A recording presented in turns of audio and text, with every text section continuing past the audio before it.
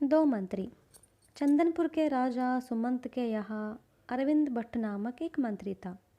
चंदनपुर के आसपास में हाथी ज़्यादा रहा करते थे, इसलिए उस देश में घोड़ों की अपेक्षा हाथियों की संख्या अधिक थी।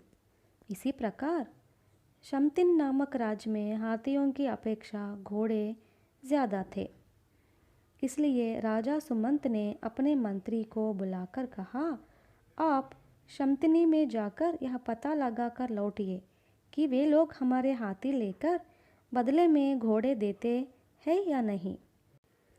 मंत्री अरविंद भट्ट एक सेवक को साथ लेकर शमतिनी में गया।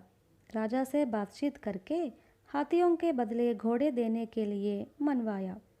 शमतिनी राज्य में मंत्री आदि भट्ट ने अरविंद भट्ट को एक दिन अपने घर अतिथि बनकर रहने का निवेदन किया।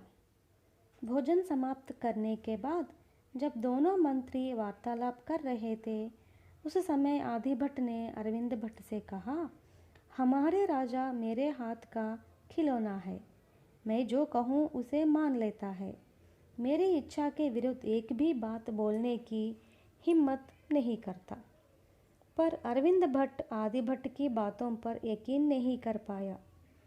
यह बात आप स्वयं जान सकते हैं। आज शाम को मैं तथा राजा एक दिशा में सैर करने जाते हैं। आप कहीं गुप्त रूप से छिपे रहकर इसकी जांच कर सकते हैं, आदि भट्ट ने कहा। आदि भट्ट उसी दिन शाम के वक्त अपने सेवक को साथ लेकर शहर के बाहर गया और एक बड़े वृक्ष की आड़ में छिप गया।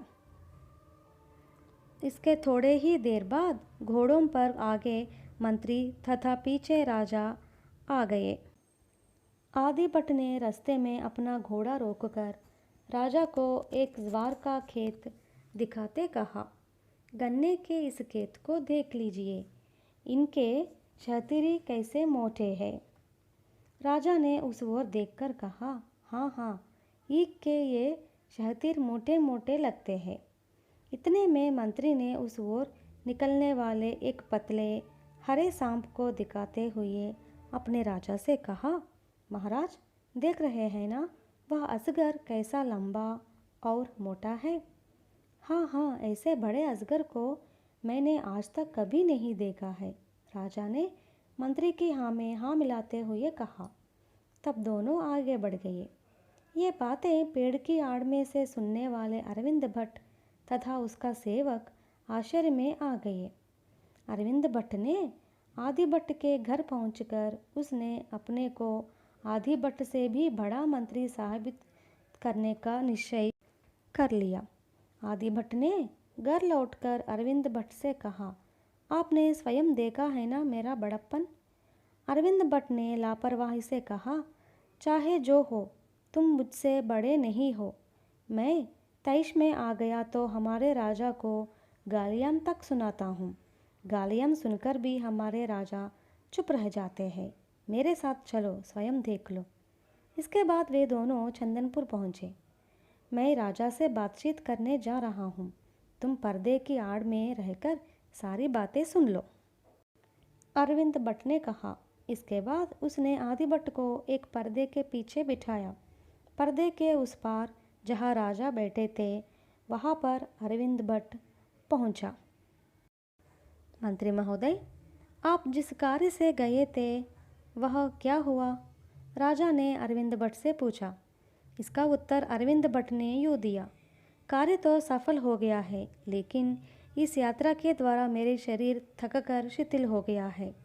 तुम्हारी बेमतलब की सलाहें सुनकर खड़ी धूप में जाना मेरी बेवकूफ़ी थी। तुम्हारी उम्र तो बढ़ती जा रही है, मगर अक्ल नहीं। ये बातें सुनकर भी राजा सिर हिलाते मुस्कुराने लगा। इस दृश्य को पर्दे की आड़ में से आदि भट्ट ने देखा। उसके आश्चर्य की कोई सीमा न थी।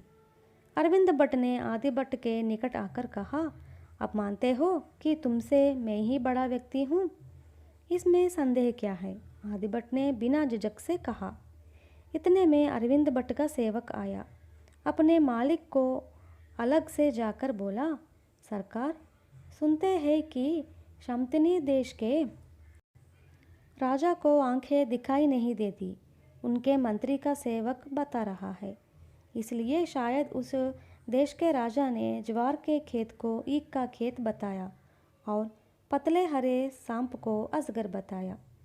इस बीच आदिभट्ट का सेवक आकर उसे दूसरी तरफ से ले गया और बोला, सरकार, सुनते हैं कि इस देश का राजा बहरा है। उनके मंत्री के सेवक ने मुझसे बताया है। दोनों मंत्री परस्पर धोखा खाने के कारण क्रोध में आ गए।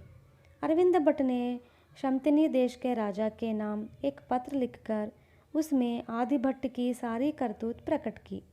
इसी प्रकार आदिभट्ट ने अरविंद भट्ट की पोले खोलते हुए सुमंत के नाम एक पत्र भेजा।